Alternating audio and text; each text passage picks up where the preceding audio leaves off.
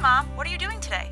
Providence Place, owned by the Sisters of Providence, an ideal rental setting for retirees to continue their active, independent lifestyles. We have bright 1- and 2-bedroom apartments, a magnificent chapel with daily mass, restaurant-style dining, and wellness and entertainment programs. Call for a tour, 413-534-9700.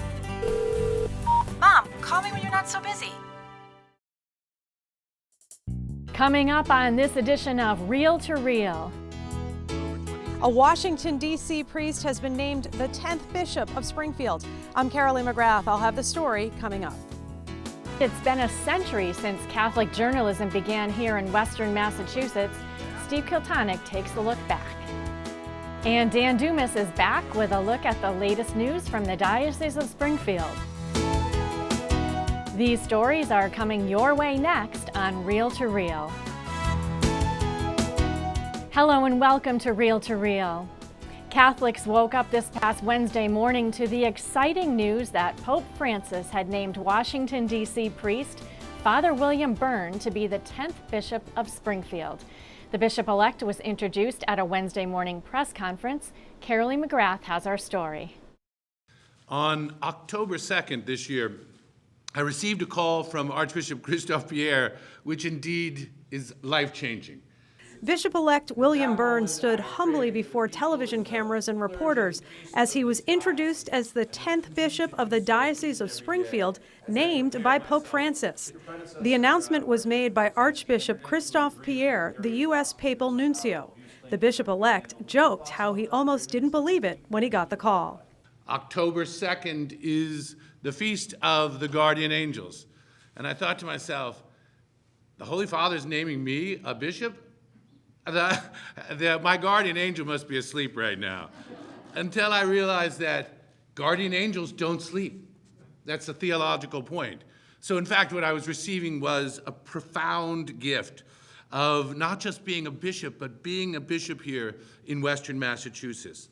Bishop-elect Byrne, who celebrated the 1210 Mass at St. Michael's Cathedral on Thursday, is a native of Washington, D.C. He's the youngest of 8 children of Mary Byrne and the late Dr. William Byrne. He thanked his mother and father for joyfully passing on the faith. He attended the College of Holy Cross in Worcester. He then taught for 3 years in Catholic schools before entering the seminary. He was ordained as a priest in the Archdiocese of Washington in 1994. I'm a priest. For over 26 years, I have loved every minute of my priesthood. In moments both heartwarming and heartbreaking, I have found great and profound consolation in bringing Christ to my brothers and sisters. Bishop-elect Byrne has been the pastor of Our Lady of Mercy Parish in Potomac since 2015. He also served as the chaplain for the University of Maryland's Catholic Student Center in College Park. The bishop-elect, who met with diocesan employees and toured his new residence, assumes the position left vacant when Bishop Mitchell Rosansky was installed as the Archbishop of St. Louis in August. Since then, Worcester Bishop Robert McManus has been serving as the apostolic administrator of the Diocese of Springfield. But one of his priestly assignments that caught my attention, and I think is particularly noteworthy, is that for 6 years the bishop-elect was the Catholic chaplain at the University of Maryland. And during that time there, 14 men entered the seminary and now are ordained priests, and 5 women entered religious life and are currently professed religious. In my own name and in the name of the Church, thank you, Bishop-elect Byrne, for your remarkable ministry. Bishop-elect Byrne's ministry also includes his service on the board of directors of St. Anne's Infant and Maternity Home and the Catholic Youth Organization. In 2007, he gave the homily to 20,000 Catholic youth gathered at the Verizon Center for the annual Mass and Rally for Life, which each year precedes the annual March for Life in D.C. It's an issue near and dear to his whole family. His sister, Sister Dee Dee Byrne, a retired Army officer, a surgeon, and member of the Little Sisters of the Sacred Hearts of Jesus and Mary, spoke about the sanctity of life at the Republican National Convention in August. The pro-life is fundamental to our vision of church and our belief in the dignity of the human person. If we don't respect life in the womb, then how can we expect it to be respected at any other stage in the existence of the human person? So that's the first building block of a whole defense of the dignity and the beauty of the human person. This is 5 advice for guys only. He's also a popular columnist and very comfortable in front of the camera. He's a YouTube personality with his series 5 Things, highlighting 5 life hacks, prayer starters, or spiritual meditations. The series is so popular that it's been developed into a book, 5 Things with Father Bill, released this week by Loyola Press. It is an understatement to say that the church is living in challenging times. In his opening remarks, he also addressed the sexual abuse scandal that has plagued the church across the country and in the diocese. But some of our greatest challenges, however, come from within. The shameful history of abuse within the church represents a systematic failure to protect our most vulnerable members, especially our children. It must be acknowledged and atoned for continuously. Each day, we must recommit ourselves to doing the work, the ongoing work of making sure this can never, ever happen again.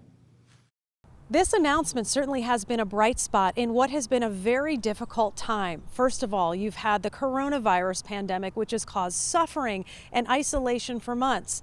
There has been social unrest since the killing of George Floyd, and we're also in the midst of a bitter presidential election. But Bishop-elect Byrne says we have every reason to be hopeful, and our hope is in Jesus. I'm choosing as my motto in the Latin, in Spem Vivum, in a living hope, through the resurrection. Once that tomb was empty, then the whole victory was won. And now there's pushback from evil in the world and from the evil one, but Jesus Christ still is going to win the day. In this whole process, I remember kneeling down early on in the pandemic, and I was feeling low, and I was kneeling in my chapel in my parish, and I heard the voice of the Lord say, "I've got this." And He's got it. But we just have to trust in and believe in that. Our faith is based on this seeming irony. The cross is victory. I stand before you saying that this should not be a time of despair, but a time to believe. Hate loses, love wins, always. On Calvary from an empty tomb, Christ has won the victory already. Reporting for Real to Real, I'm Carolee McGrath. And Bishop-elect Byrne will be ordained and installed as our 10th bishop on December 14th. And you can read more about him online at iobserve.org. Still to come on Real to Real, Dan Dumas has the latest news in the Diocese of Springfield. And it's been a century since Catholic journalism began here in Western Massachusetts. Steve Kiltonick takes a look back. These stories and more still to come on Real to Real.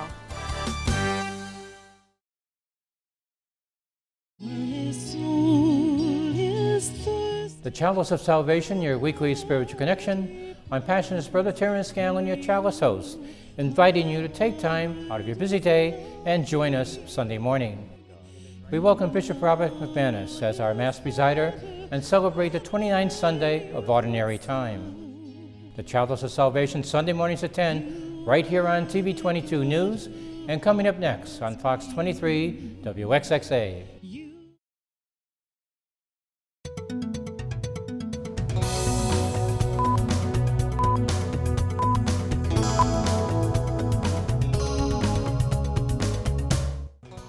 I'm Dan Dumas with your Real to Real news briefs.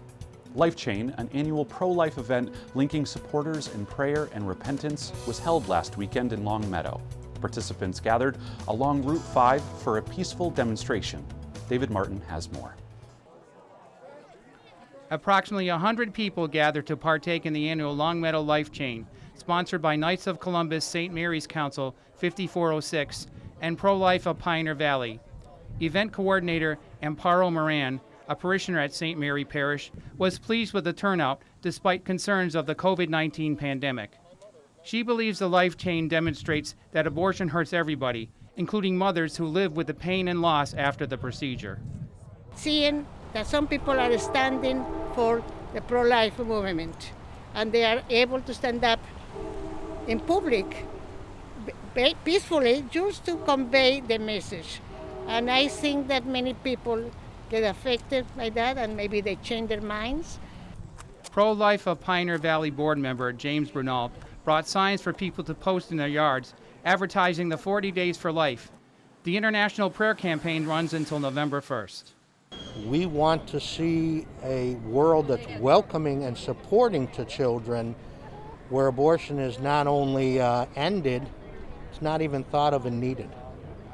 Denise and Bill Ettinger, parishioners at Our Lady of the Lake Parish in Southwick, were attending the Life Chain for the first time, hoping to offer a voice for the unborn and inform the public. They can understand that, this is really meaningful, and that, abortion is a bad thing, and they can do what they can do to help fix that problem.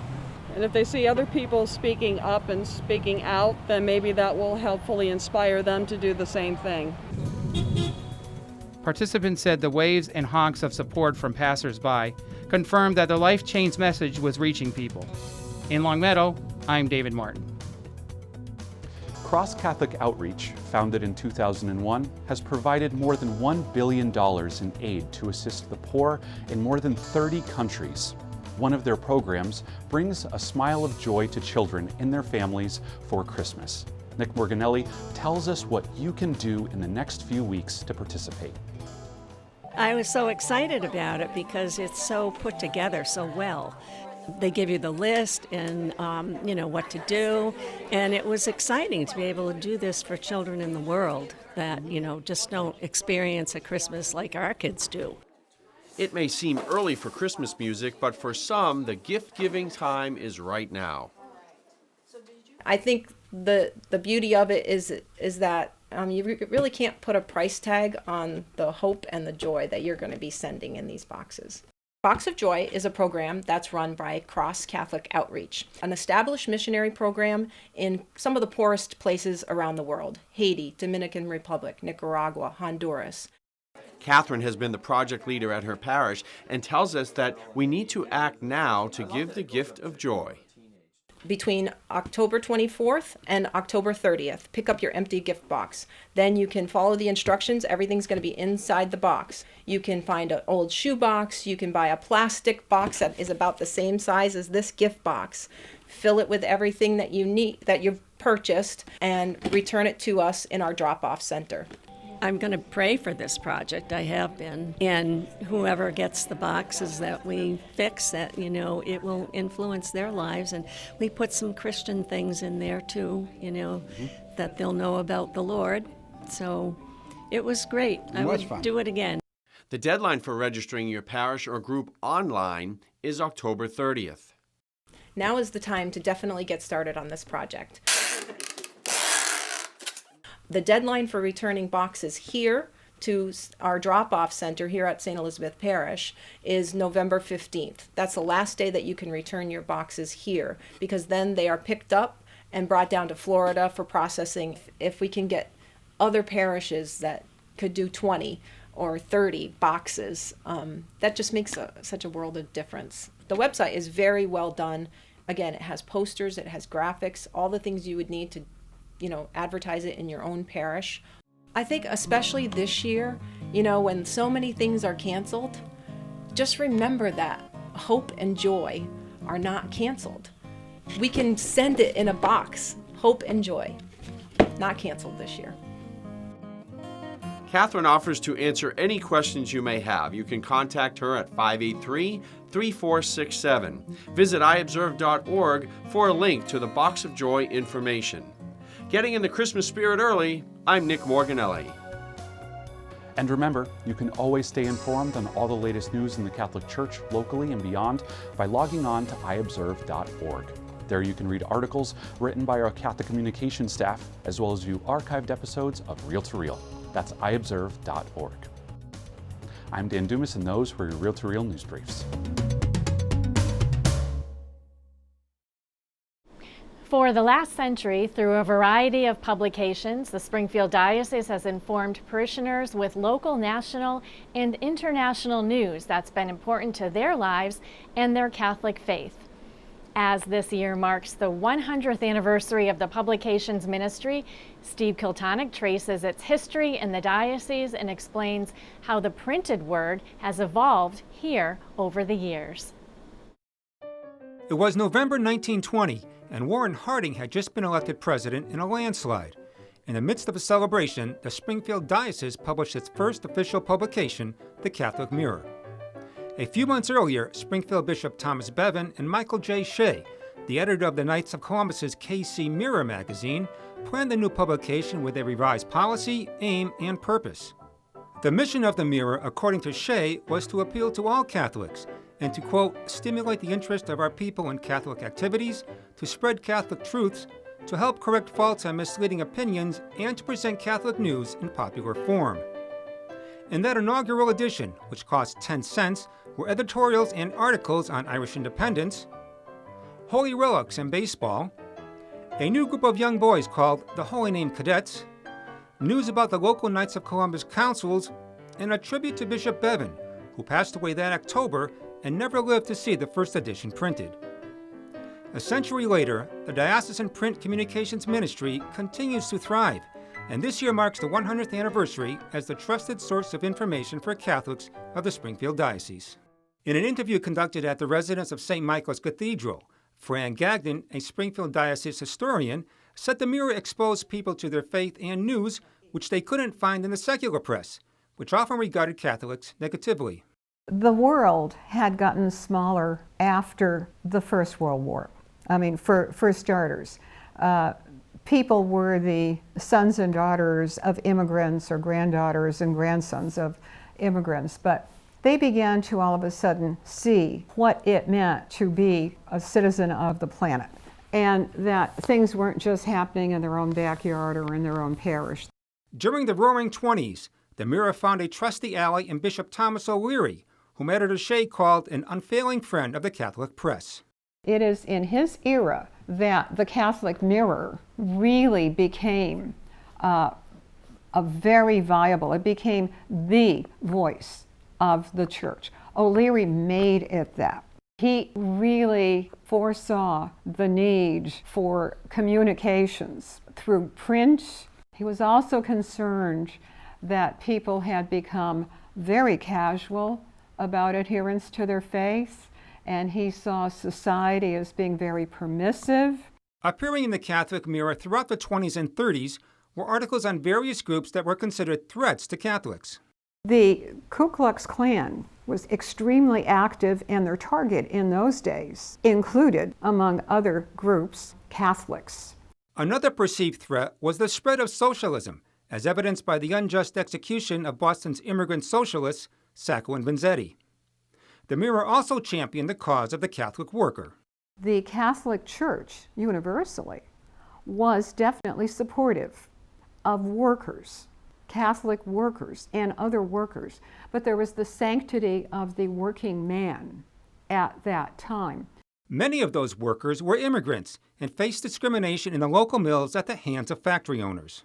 These were some of the many issues that Catholics read about in the pages of the Mirror. Michael Shea was the driving force behind the Catholic Mirror. As editor and publisher, he produced 406 issues, the last in March 1952, before retiring. The crusading Shea was praised for 3 decades of spreading Catholic truth and defending Catholic faith. In November 1954, the monthly Catholic Mirror was transformed into the weekly newspaper, The Catholic Observer, a name chosen by diocesan priests. Its first editor was James Waters. The Observer was established in response to the information explosion, which required more extensive treatment of the Catholic news than the secular media offered. Father Bill Pomerleau, author of Sketches of a Church, A Brief History of the Diocese of Springfield, Massachusetts, was an Observer reporter for over 20 years. The Catholic Mirror was a very good publication, but it only came out monthly. And so it was doing more analytical things and kind of a chronicling the development of the diocese. The Observer's broadsheet format, which ran from 16 to 32 pages, meant a lot more news and information for subscribers. And this gave us a chance to publish things right away. Otherwise, people would read things on the secular media, and it would be a while before they'd read it in their own Catholic paper. So it was a new beginning. In the 1950s, Father Pomerleau said the diocese was expanding physically, and it was not unusual for some issues to have stories on 3 or 4 building projects simultaneously. During the turbulent 60s, the Observer covered the civil rights movement and racial tensions in Springfield, the influx of Hispanics entering the diocese, and the Second Vatican Council, which renewed Catholics around the world. The paper was taking on more and more the role of a real instrument of journalism. The bishop set fundraising goals for parishes. To boost subscriptions, parishes would often engage in friendly competition. In 1973, rising production costs and changing views among readers led the Observer to convert to a bi-weekly format. A major change in the diocesan publications came in 1998 when the Catholic Communications Corporation was formed, merging the diocese's print and broadcasting components. In this new integrated newsroom model, reporters for TV and the newspaper produced stories for both media. It was more efficient and a more productive way of putting out a news product. At the same time, social media became a reality in disseminating the news with the creation of 2 diocesan websites. In the decade of the 2000s, the sexual abuse crisis, including the resignation of Bishop Dupre, the ordination of Bishop McDonald, along with the closing of parish schools and parishes, dominated the headlines of the Observer. Rebecca Drake is a 24-year veteran of the diocesan print and TV ministries. She was named editor of the Observer in 1998. Subscriptions to the Catholic Observer biweekly newspaper had been declining for many years. The cost of newsprint had been rising, and we were facing the same issues that even secular newspapers were facing. After nearly 56 years, the Catholic Observer newspaper was retired, and in 2010, a full-color, bi-monthly magazine, The Catholic Mirror, was created, reviving its namesake from 90 years earlier. Drake, who is editor of The Mirror as well as news director, said the magazine is mailed out free to about 50,000 households in the diocese. It is more focused on evangelization and features. It can't be so timely. It can't be the news that just happened. But we also consider it a historical record. So we do use important news of the diocese in the magazine. Drake said each cover story focuses on a person living their faith or a group or ministry. In the 6 yearly issues, covers revolve usually around certain topics or events like ordinations, the sacraments, the annual ACA drive, and the Lenten, Easter, and Christmas seasons, while the late summer issue may feature youth and schools. One of the more popular features is In the Know with Father Joe, whose column deals with the issues that concern everyday Catholics. The Mirror includes lots of local news and features on a variety of topics. Drake has written many of the covers over the past decade, but some stories stick with her long after the magazine has gone to print. Last year, around Easter time, a young woman who had been away from the church for years, who had 2 young children out of wedlock and made her way back to the church and was finally embraced. And I was overwhelmed by her knowledge of her faith and her commitment when she came back and just, her strength. Statistics from Faith Catholic, the Mirror's publisher, are favorable. 90% of readers find the magazine interesting, 80% spend at least 15 minutes with each edition, and say the magazine makes them feel more connected to their Catholic faith. I've been really happy that our retirees and older people, even people who aren't retired, who value the newspaper so much, have embraced the magazine. And I get nice letters and emails and phone calls, and it means a lot to them. Drake remains optimistic that the Catholic Mirror will never become obsolete. I would hope that something you can hold in your hand and something you can keep is always going to be valuable. We salute all the reporters, editors, graphic artists, sales staff, and photographers who over the past century have contributed to making the print publications of the Springfield Diocese an integral part of the everyday lives of Western Massachusetts Catholics. For Real to Real, I'm Steve Kiltonic. Thanks, Steve. How fascinating to look back at all that's happened in Catholic journalism over the last 100 years here in the diocese. And I know that I enjoyed many years as both a reporter and executive editor of the Catholic Observer. And finally now, a familiar face to many, my former colleague and also still good friend, Peggy Weber, has a special Spun from the Web for us, reflecting on this milestone anniversary.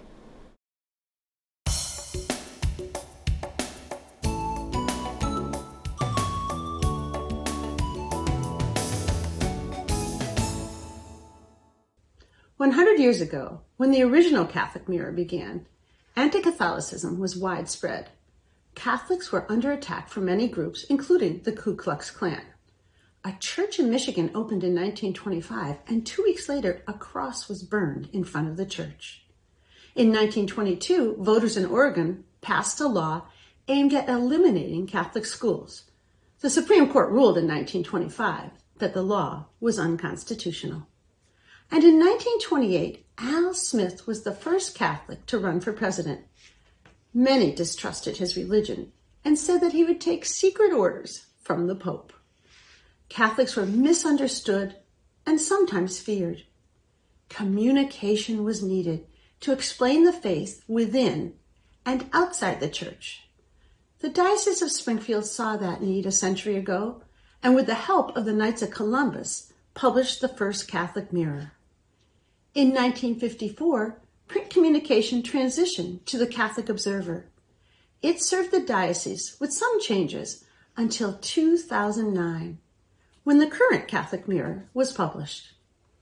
I have been privileged to be a part of the Catholic press for more than 4 decades, first in Milwaukee, Wisconsin, and for the past 36 years for the Diocese of Springfield.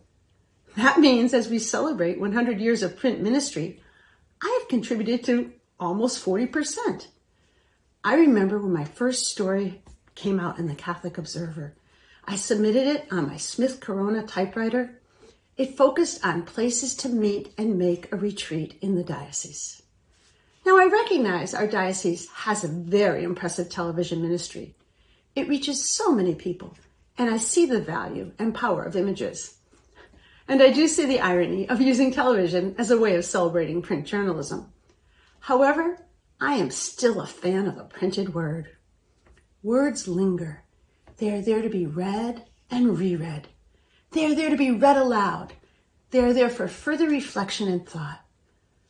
Of course, many people read the printed word on electronic screens now, but I am still a fan of holding something solid in my hand.